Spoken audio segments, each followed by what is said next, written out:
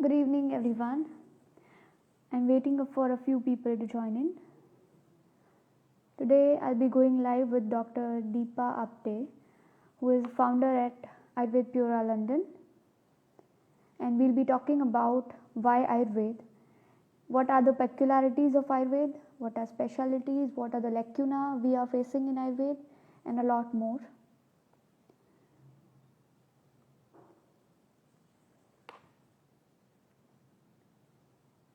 Just waiting for a few people to join.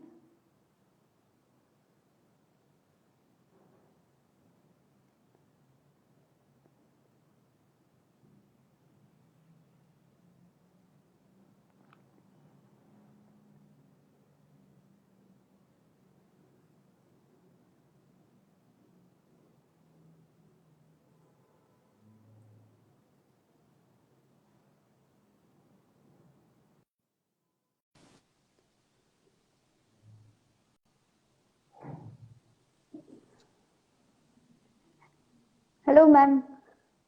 Hello, hi. Can you hear me? Yeah, I can hear you. How are you? Oh, good. Yeah, very well. Thank you. How are you? I'm fine, thank you. It's good to talk this way. Of course, we've met via Instagram, and it's really nice to, Yes, chat ma'am. virtually, face to face. Yes. So, ma'am, without wasting much of your time and with your permission, I would like to know about your journey into Ayurveda and what has inspired you to join Ayurveda.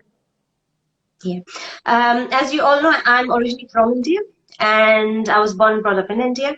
And as it usually is, that, once you come from that background, even in my family, we were quite kind of, familiar with Ayurveda. Not my parents, but, some of my aunts, uncles, they come from an Ayurvedic background. So that is how I first got introduced to Ayurveda, more from a way of everyday life rather than it being like a proper medical profession or anything like that. So that is what I grew up with.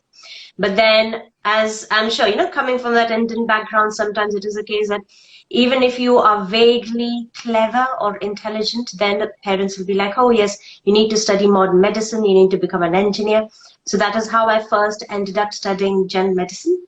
And then I worked in the field of gastroenterology. But then as I was doing that, then simultaneously I also studied Ayurveda and then yoga. So that is how I first got introduced to the science. But of course, I can't even say that I got introduced, because as we know, it is something that we grew up with. It is a way of life for us.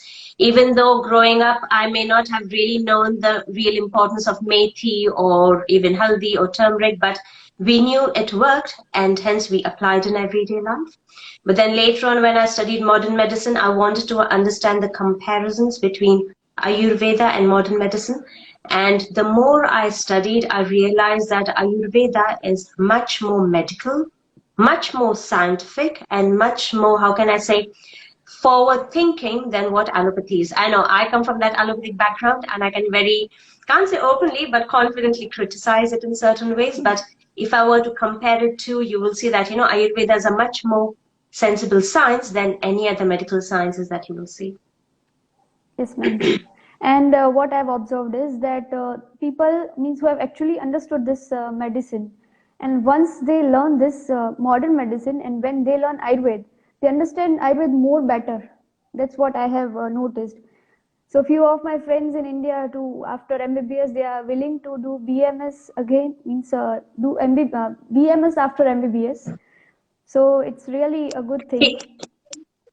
Sorry, audible, ma'am? Am I audible? Yeah, I can hear you. I can Yeah, hear you. okay, ma'am. Yeah.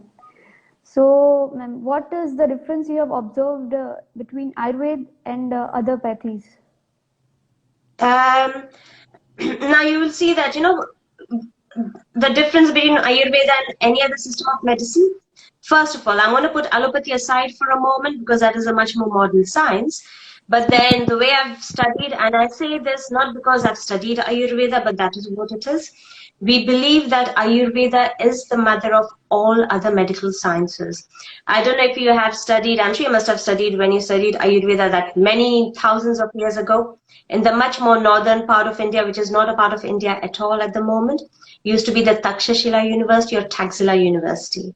And once a lot of people from all other countries, including be it China, Japan, even from European countries, Middle Eastern countries, Mongolian countries, they all came to this Takshashila University to study what they called it then as human sciences, but it was nothing but Ayurveda.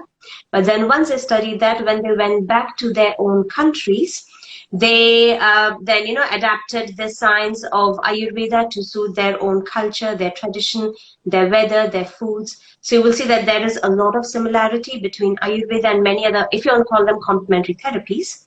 But that is how, so Ayurveda is such where we look at it as it is a mother of all, not just modern, but even ancient sciences.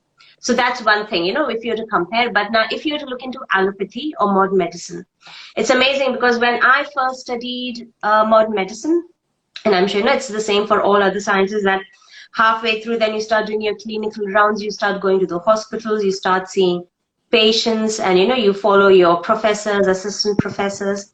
And the first thing that I learned in terms of asking questions or taking history taking includes 4 parts. And that is, you ask questions, that is, in our Ayurveda, that is prashna, asking questions. Then next comes observation, then comes palpation, and then comes auscultation, with a stethoscope. And then when I studied that, I felt, oh my God, modern medicine is so clever. But then when I studied, I actually realized that all of these actually come from Ayurvedic sciences, where we follow all the 4. We ask questions, we observe the client. When I say palpation, you're doing pulse diagnosis, you're looking for any changes in the body, or auscultations is like, sound, like shabda, like different sounds that you may hear, or either hearing or hearing within the body. So that is how, hence, when I were to compare Ayurveda to modern medicine, it's amazing that once again, Ayurveda is much more scientific, much more medical, and it has thought through everything, which sometimes other sciences may not have thought through as yet. Yes, ma'am. And ma'am, in history taking part, mostly which other sciences are lacking, is this Nidan thing, which I feel is most of the time, a few of the people skip this Nidan, or what are the causative factors for these diseases. They are actually lacking this thing, which Ayurveda actually asks firstly while history taking, ma'am. Yeah. So your question is like, while history taking, is it something that we miss, or any difference, or how do you look at it? No, is that the question? No, Sorry, I'm just commenting. No, ma'am, I'm just commenting this thing. Oh, you're commenting. Yes, Okay, sure. Yes. Having said that, you will see that even modern day allopathic history taking is still very different from our Ayurvedic, because in Ayurveda, we are always looking at an individual as a whole, as a unit, like everything together. But whenever, if you look into it from other sciences, all that they do is they will ask you questions about what things are going wrong. Okay, fine. What illness are you suffering from? What disease, if you have fever or not? But in Ayurveda, because we're looking into Prakriti, that is a basic body type, we're also looking for those unique qualities of that individual. So we are always looking at that individual as a whole, rather than someone with illness or disease. So that is how it is, of course, different from other sciences. Yes, ma'am. And ma'am, I want to know that what principles of diagnosis and treatment you follow, or we generally, as a whole, we follow in Ayurveda. Yeah. Of course, in Ayurveda, when you're looking into the whole diagnostic processes, as I said, we've got these 4 different approaches. But then sometimes now, what we believe, I'm sure you already know that in Ayurveda, we believe that when an individual is not feeling well, they will give you answers based on what they think they are, or what they think that they're going through, meaning because the mind is slightly changed, so they don't really know what it is. But that is where Ayurveda goes many more steps further, saying that, when clients come, they will give you answers based on who or what they think they are. But we as Ayurvedic doctors or practitioners, through, let's say, pulse diagnosis, that is, like Nadi Chikitsa or tongue diagnosis, facial diagnosis, through that we get to know who that individual really is. That's the big difference. And that is how Ayurvedic diagnostic techniques, again, become a very strong part of any consultation. Because a person, just to give you a very simple example over here, I get lots of clients, of course, because we read so much about Ayurveda on the internet, they say, oh yes, I'm very sure my Prakriti is Vata, because that is what they think they are.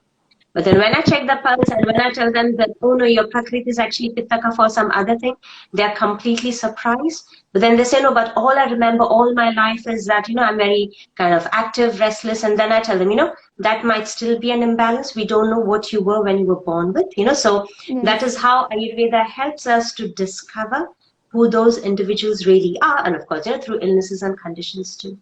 So talking about that, out here, the diagnostic techniques that I apply are, of course, all very typically Ayurvedic and traditional. I follow tongue diagnosis, pulse diagnosis. I also do facial diagnosis. So these are the ancient ways that, we follow. But it is not just about it being ancient.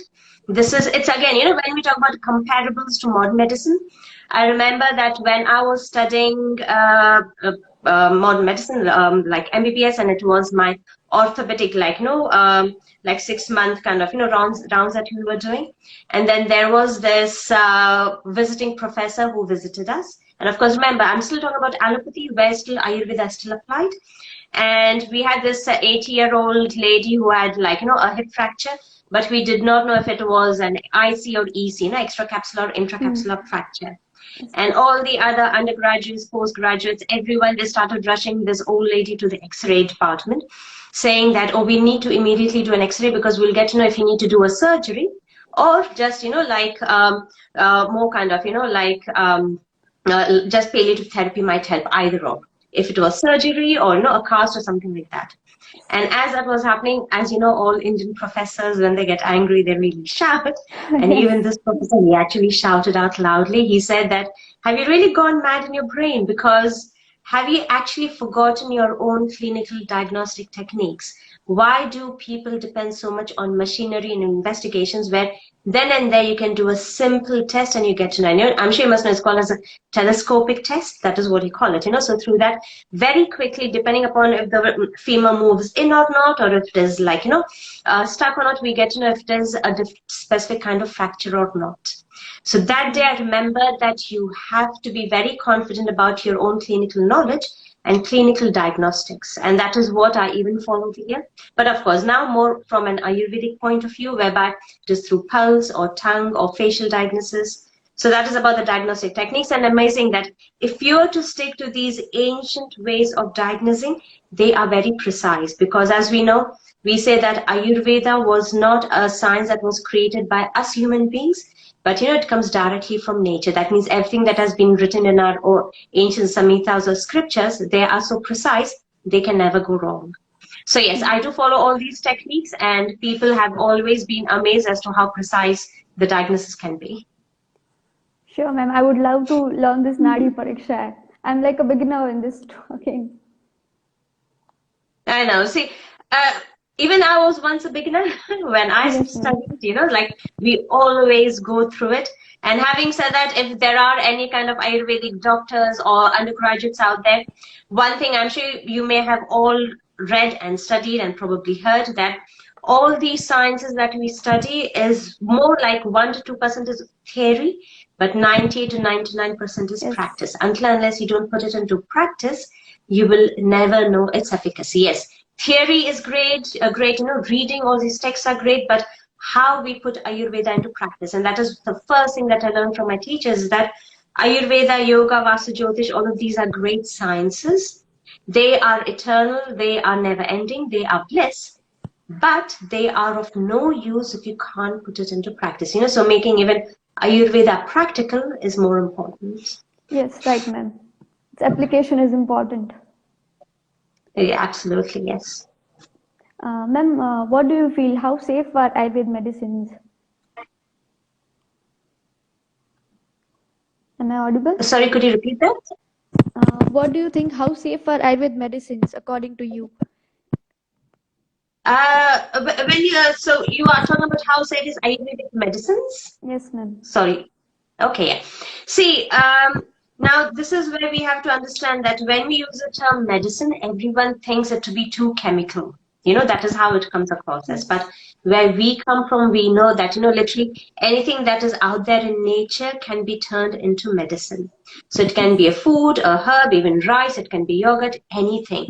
So if these are the things that we eat on a daily basis and never think twice, So bearing that in mind, actually, when you look into the actual efficacies of any kind of Ayurvedic preparations, yes, they are very safe.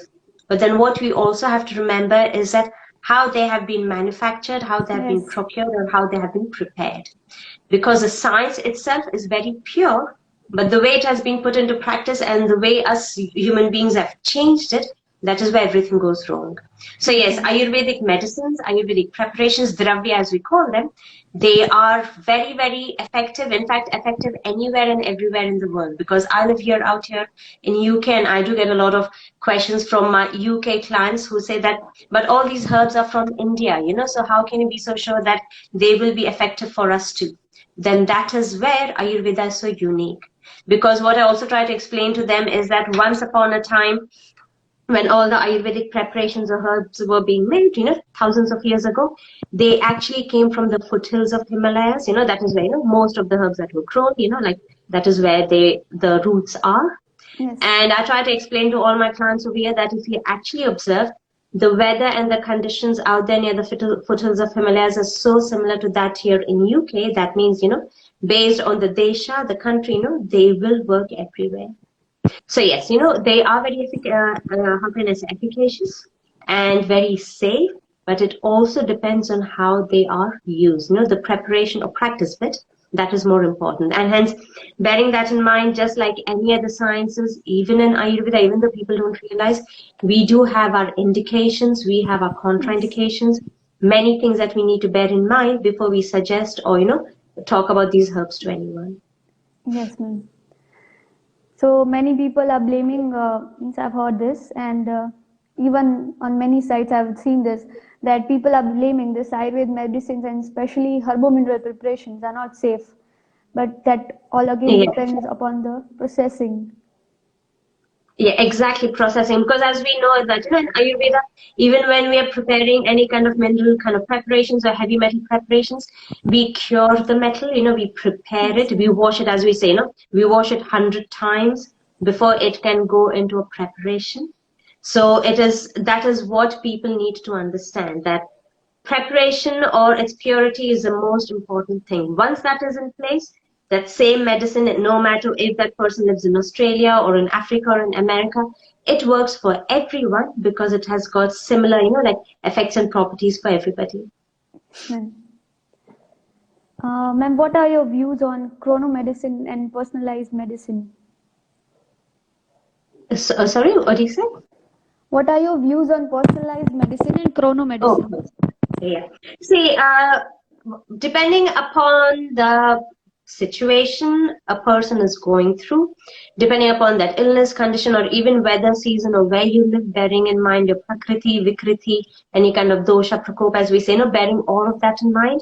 First of all, when I look into Ayurveda, yes, it is a personalized science. But yes, it can be chronomedicine as you call it, because when you use the term chronomedicine, it is more to do with chronology. It means numbering, or through that numbering can come many different aspects of, 4, 5, or 6 seasons of the year, or, like you've got your age, your kind of, phases of life and so on. So the way I look into it is that Ayurveda as a science actually falls in both categories, but depending upon the need of the hour, it can be changed. So if a person, let's say, it might be summertime, but even though it is summer, if someone is still suffering from hyperacidity or high blood pressure, we know that summer is pitta related, hyperacidity or high blood pressure is also pitta related, and hence, both can be combined. But on the other hand, it may be winter and yet someone is suffering from high blood pressure, meaning it is winter times, it is more vata kapha season of the year in a way, but Yes. then that high blood pressure or hyperacidity is pitta related. And hence, if that is a change, then I'm looking into that individual and bringing the change within that person. And hence, then Ayurveda then becomes more personalized science too. So depending upon the need, you can actually change it, looking into what is needed for that time.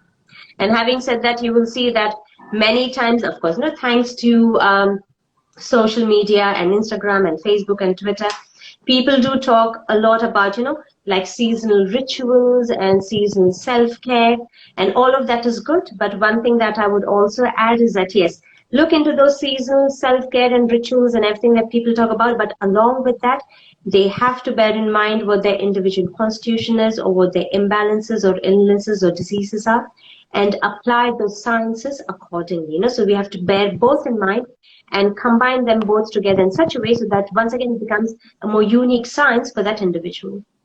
Yes, ma'am, right. So, ma'am, do you think that Ayurveda is research backed? Because recently we had many disputes, many comments from the IMA about Yeah, I know. this. Research. So, It has yes. Yeah, the dispute has been going on, I think, forever, because ever since, I don't know, and maybe for things that I say later on, I'll get lots of critical messages from many other people who follow me and so on.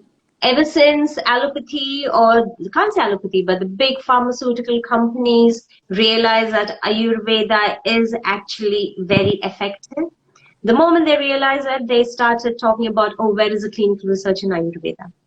The best way I can, of course, I come from that background of science. Yes, I am a person of science and medicine.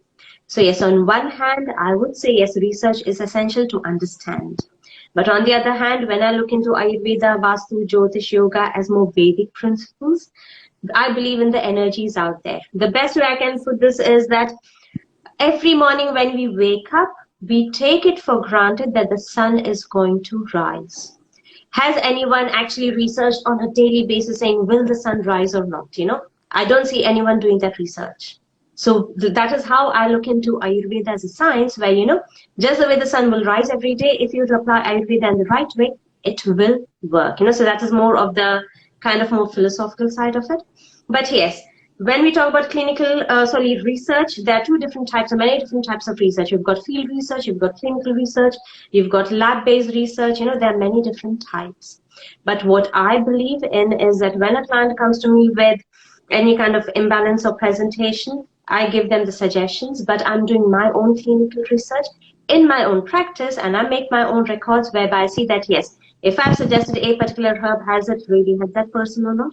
And if it has helped, that means it really works. So for me, Yes. clinical research is of more importance rather than sitting and doing things in the lab. Again, the reason why I say that is because what goes on in the lab is all chemicals. What goes on in the lab is all based on certain machinery and, machines and, investigative equipment. And I'm going to once again go back to my orthopedic professor from when I studied.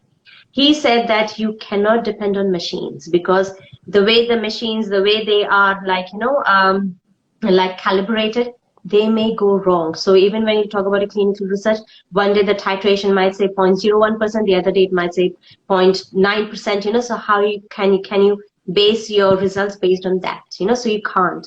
But yes, if a person comes to me, they say that, yes, I'm suffering from really bad acidity. For that time, I'll think, okay, fine, some buttermilk or yogurt and rice with a tiny bit of salt will actually help improve that condition. For me, that is proper research. So for me, it is all client-based, clinic-based, it is more out there with people. So yes, research is required, but a different kind, whereby you're not applying certain chemicals and stuff like that on rats and mice and other animals to see if it works or not. For me, that is how I look at it.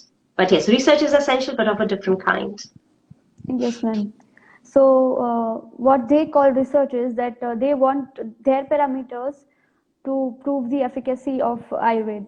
But what do you think, these parameters are apt or not for Ayurvedic efficacy proving, for proving this Yeah. Ayurveda efficacy?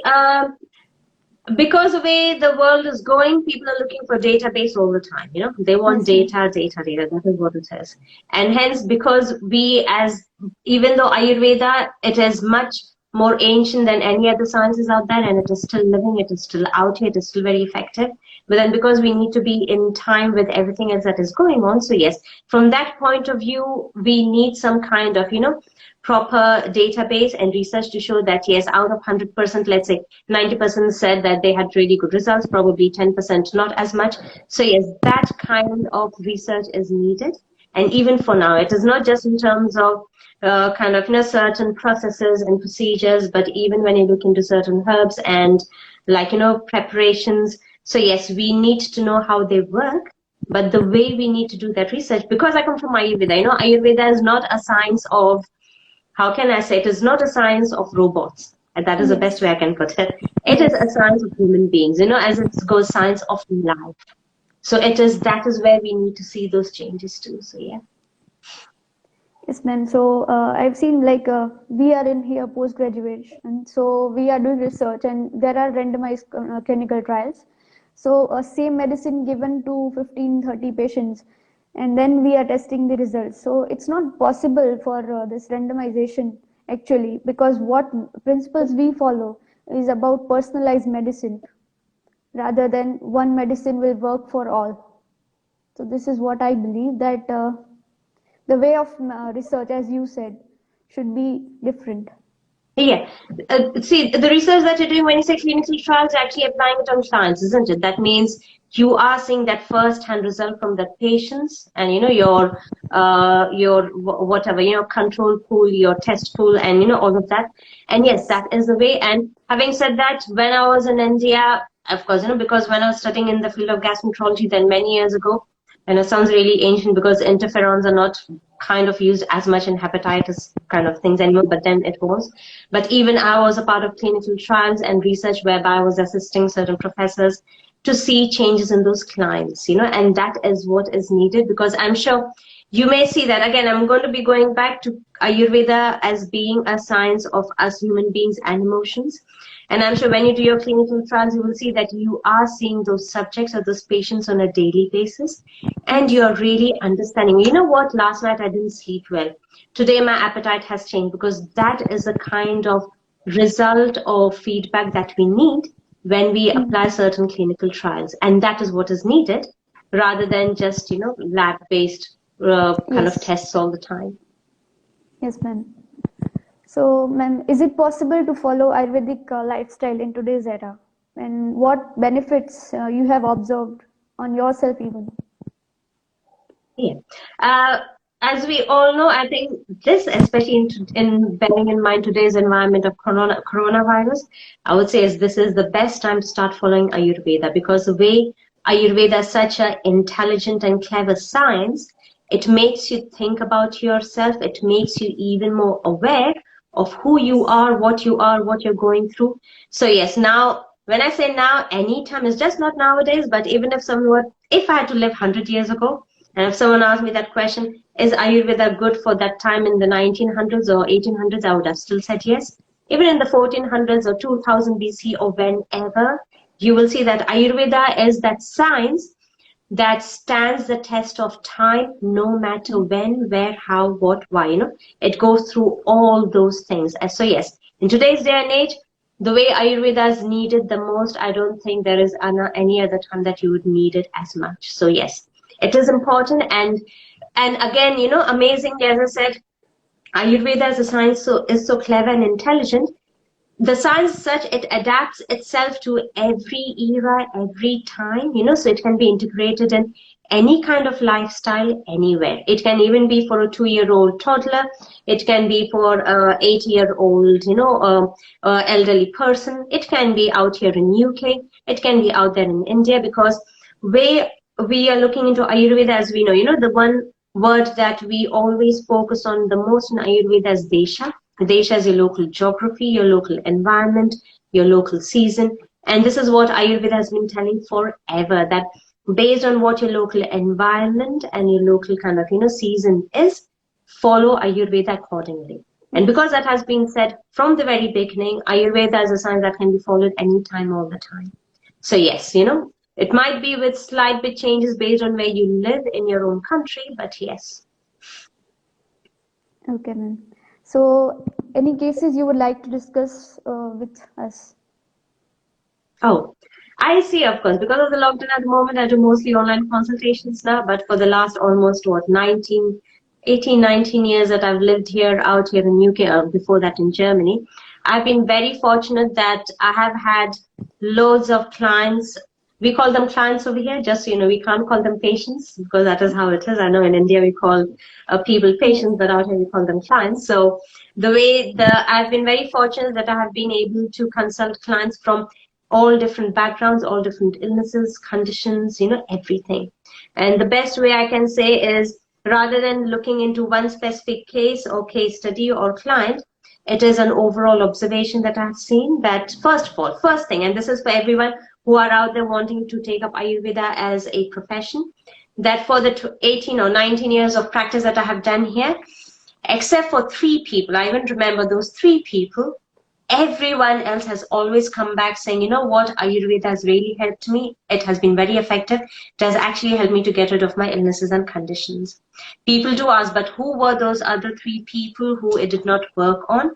And as we know in Ayurveda, we also say that only take those clients or patients who come to you out of their own interest or volition because they want to get rid of an illness, through Ayurveda. Yes. And these 3-4 people who were brought were either through their wives or their husbands or their mother, and they were not really interested in following.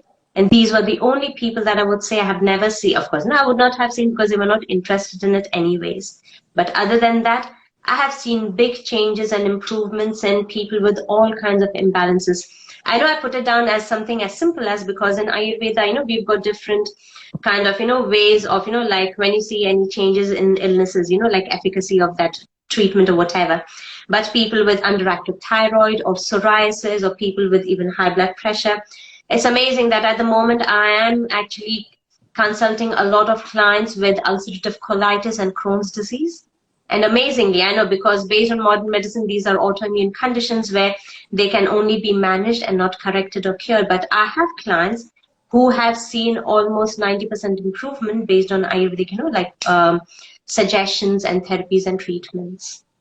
So yeah, so yes, I can talk about loads of case studies. Probably, maybe some other time we can choose one case study and go through it in detail as to how things worked. But okay, talking about which, one has literally come into my mind, and this was just before we all went into lockdown. And I can't believe it's been like a year and a half ago. There was this client who came, of course, out here. Again, and I'm digressing a bit, but I believe in karma a lot. Karma, our karma yoga actions. And one thing that I have learned from my mom is that whatever you get, you have to return it back to the society. It is very important. And for me, doing any kind of charity work, but I can't use the word charity because when I do it, I love what I do. And through that, I do a lot of what is called as low-cost Ayurvedic clinics over here. So for these clinics that I do, it is like once a month, and it is for people who can't afford Ayurvedic consultations or herbs or medication or anything like that, So these are the kind of people. So once I had this client who, she had come with her daughter. She does not speak English very well, but she had a problem with her eyes, and she had, of course, long story short, she already had a lot of vision related problems, but she went for a surgery, but the surgery didn't work. And the cornea and the, even the sclera, they started, literally degenerating, shrinking, and she was losing vision. And even I remember when she came, you could see the difference between the eyes. One eye was really shrunk down, like sunken in, but the other one was normal. And her doctors had actually given up and said that, what, we can't do anything. You just have to live with it. Slowly the vision may deteriorate, but, there's nothing much that we can do. And when she came, I was like, what, we can try. Let's see how it goes. And we applied all Ayurvedic kind of, parameters, including foods, herbs, but things that we did on a regular basis for her out here was Akshitarpana, like ghee into the eyes, Netra Basti with ghee. Out here, just to let you know, we don't usually use medicated ghees like Tripla ghee because, Tripla ghee is too strong for individuals out here, bearing in mind their European backgrounds. It was just plain ghee. And along with that, certain herbs like Tripla, turmeric, Brahmi, and Guduchi, so single herbs. And pitta reducing foods or inflammation reducing foods, so more alkaline foods. But on a daily basis, she used to do eye exercises. She used to apply ghee into the eyes, but she used to come for treatments. And poor thing, she did it very religiously. And within, I think, 2 months, we started seeing changes. And when she came back, I think 2.5 months later, she said, I can't believe that I can actually see. There is no burning, no irritation, no pain, no kind of, that pricking pain that people might have, because of the vision related changes. And that is just one of the examples. And I can't take any credit for the changes that I see in my clients, is because it is what Ayurveda says, and this is what I tell everyone. Whatever that has been written down in textbooks is what I follow. I don't create any new therapies or treatments, so I can't take any credit at all. So that is one very simple example where, it was some kind, of course, things may have led to more kind of macular degeneration, but it wasn't that, it was some other surgery related problem. But that is one of the examples that I can give where Ayurveda has proven that it really works. It's great, inspiring, ma'am. With only Ayurveda, if surgical errors also can be corrected, what else can be done in previous stages, even when the patient can come in Sanjay Avastha itself? Absolutely, I agree. Yes, yeah. And that is the thing, of course, and that's the reason why I would say that, is Ayurveda a kind of, more kind of useful in today's day and age? Absolutely, it very much is, because unlike many other sciences and medicines, including allopathy too, where people think that things have to be complicated, like complicated medication to bring changes. In Ayurveda, we say, no, the more simple you keep things, the faster you will see improvement. Yes, ma'am. Ma'am, one last question I would like to ask. What are peculiarities of Ayurvedic texts, apart from this clinical side you love? Okay. Now, of course, people might call it peculiarities, but I call them the unique qualities of Ayurveda. There are many, many things about Ayurveda that I love. And the first most important thing about it is that, it is a very practical science when put down correctly. That's the first thing. And the other thing also is, of course, because the way Ayurveda is just not a medical science, it is a way of life, And when I say way of life, it is that connection between two human beings or individuals or even living beings.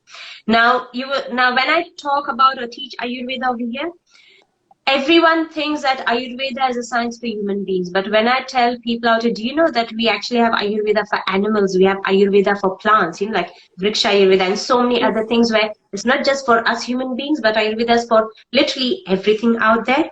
They find it impossible to believe. And I say, but that is in a way, if you want to call it a peculiarity, but for me, it is that unique quality of Ayurveda. One other thing also about Ayurveda is that, there are many different sayings or things that we have in Ayurveda, but one thing that we also say is that, and for me, it does not necessarily peculiarity, but unique kind of, state of Ayurveda, where we say that always find out the answer for why, the how, what, when, where will automatically fall in place. And that is the uniqueness of Ayurveda, because you will see that even when we say that, yes, under Vata dosha, you've got, 5 subdoshas of Vata or Pitta or Kapha, or why is it that, childhood is Kapha phase or adulthood is Pitta phase or old age is Vata related, or why is it that when we wake up in the morning, the first thing that we have to do is drink hot water? It's like everything has got an explanation, and it is just not a normal explanation. It is such a beautiful explanation for everything that we do. And even the one thing, when you say peculiarities, and this is where I will say that all the proverbs and the sayings that we have in Ayurveda, because the moment we remember those sayings, everything falls in place. The first thing, as we know, we say that, just the way the earth revolves around the sun, our own lives revolve around our digestive fires. Just in that one saying, everything is involved. We know that our Agni is important, but at the same time, for us, the sun is important. So that is one thing about proverbs. The other thing, as we say, is that, a human being or a man is as old or young as his or her digestive fire. Again, for me, that is such an important saying, because for us, where we come, we don't calculate a person's age based on the number of years that they have lived, but based on the strength of the digestive fire. So likewise, there's so many sayings out there. And having said that, there's one that comes to my mind in Charak Samhita. I think it is in the first chapter of the first volume. It is not a part of the main text, but, as a subtext, it has been written that, and this is the beauty of Ayurveda, where Ayurveda says is that the moment you realize that there is chaos, that very moment is a moment of clarity.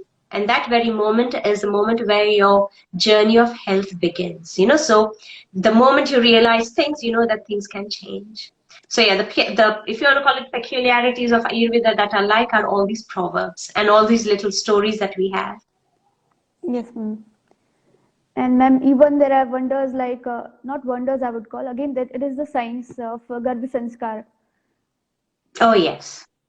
Yeah, that's So right. Yeah, so yeah, absolutely. many wonderful things in Ayurveda. One more thing I would like to ask you is, how is the impact of Ayurveda in the West? Of the impact of Ayurveda. Ayurveda in the West. Oh, Yes, ma'am. people out here love Ayurveda. It's amazing the moment they understand how Ayurveda works. It's like for the last, I don't know what, 16 years that I've been teaching here. I've been running an academy to train people who become Ayurvedic practitioners, yoga teachers. And it's amazing that students that I knew 15, 16 years ago, they still will call me and talk to me saying that the moment I got introduced to Ayurveda, I can never go back from it. And that is the uniqueness about it. And out here, of course, the way I run courses, I'm very fortunate.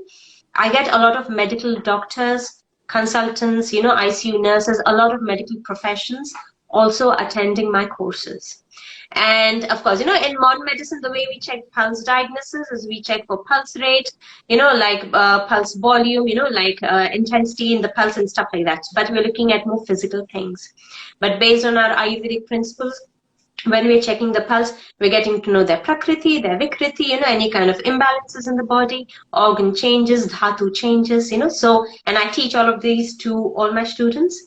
And all these medical doctors, every time they come and I talk to them, the first thing they say is that the way I check the pulse will never be the same. The way I check the pulse is now more from an Ayurvedic point of view. Even though they might be in the ICU, they might be in the emergency, they might get someone with cardiac arrest or road traffic accident, no matter what it is, but they will always first end up checking, let me check what the prakriti or the vikriti is, let me see what changes are. They're not just checking for pulse rate and pulse volume anymore. So that is how, when someone gets introduced to Ayurveda out here, and I'm grateful that, they will never go back from it. They will always integrate Ayurveda into their lives in any way or form that they can. That's really inspiring, ma'am. The work you do there, like really inspiring. And I would love to learn Nadi Pariksha from you. Oh, yeah, someday, whenever the lockdown finishes, I'm planning to visit India. So as and when that happens, I would love to meet everyone that I've met here online on Instagram. So that is my plan. So yeah. Sure, ma'am. Definitely. Okay, ma'am. I'll just check if there are questions from the audience side.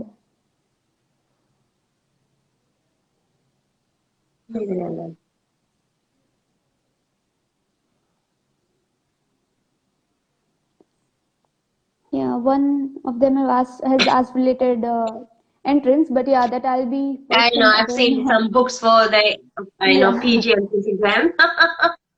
I'll be posting that again in my stories. And one suggestion you would like to give to the Ayurveda students? See, I know it might not just be a small suggestion, but a very big one. Uh, I do get a lot of questions from a lot of Ayurvedic undergraduates from India saying, can you please guide me? I don't know what to do next. I don't know how to take it forward.